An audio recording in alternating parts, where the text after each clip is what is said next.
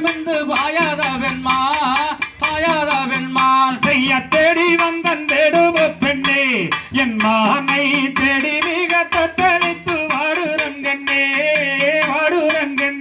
ஜயா விரித்த கொம்பு ரெண்டுரையம்மான் நலம்மான் தென்மொழிய வள்ளி என்னும் பேரு கொண்டம்மான் நான் கடையாளம் சொல்லுகிறேன் கேள் அது எந்தம்மான் அந்தம்மான் சிவமுனி